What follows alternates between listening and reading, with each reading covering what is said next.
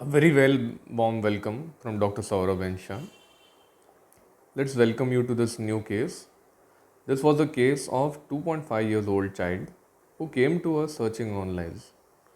The child was having a history of fever since last 3 days. The fever was going as high as 102 degree Fahrenheit. Fever was coming daily at a fixed time of 7 p.m. And this same pattern somewhat was getting repeated every 2 to 3 months. The other symptom which the child was having was wheezing in the chest. There was also coughing. Then the coryza which was coming was yellowish color. The child was also thirstless. We repertorized the important PQRS symptom of this case. So we took the rubric as pathological types, intermittent fever, and in the quotidian, that is coming daily.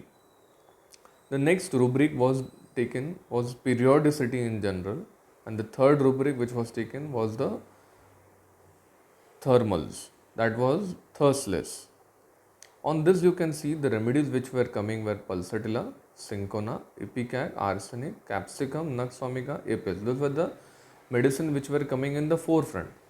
In this, the medicine which had wheezing and was important for the chest are the front four medicines you can see. Arsenic has a very important role in an asthma cases.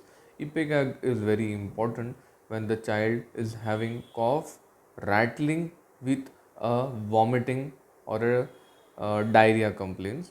Pulsatilla is also a very important drug in the cough and respiratory complaint. And then the next drug is China.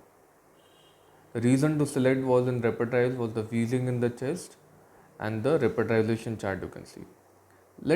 And after giving this medicine, there was a very good improvement in the child. The child recovered very nicely. So this was an important indication on which the China medicine was selected. Let's see few important points regarding China. It is an exotic plant brought to India by the Britishes, and there was a long history behind it. Formerly, the plant was grown in South America, which was included in the European Pharmacopoeia in the 1639. Then it was brought to use in Spain and Italy, and Indian cinchona is the best. Those are certain important points given by P. Banerjee to us. Let's see some important points regarding China. It is an important remedy having very important role in the debility cases, which could be due to loss of vital fluids, hemorrhages, exhausting diarrhea, or debilitating sweats in malaria. The second important point is the hemorrhages. It is disposed to hemorrhage with ringing in the ear, fainting, and loss of sight. Also, important role in the colic of gallstones at certain hour each day. So you can see the periodicity over here. It is also an important drug in the neuralgia. Pains are aggravated by the slightest touch but ameliorated by hard pressure. You can also use it in the dropsy cases after acute diseases like malarial fever or hemorrhages. The intermittent fever could be due to malaria. Paroxysms are anticipated from 2 to 3 hours each attack. Returns every 7 to 14 days, every other day. Sweats all over the night. During apyrexia, there is a great debility, ringing in the ears, and other concomitant complaints.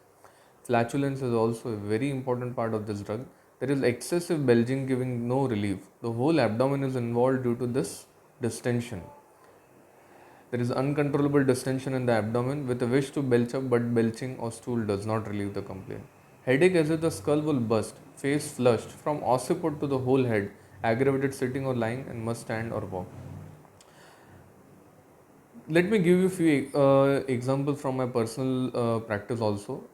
In the during the COVID times, Syncona medicine has given a very good results to us, especially when there was a great debility and the other symptoms which was matching the case. Especially the periodicity is very important in the Syncona case. So when you have such a symptom and such a picture in front of you, select a remedy on the basis of the similia principle and you will surely get the success. Thank you so much.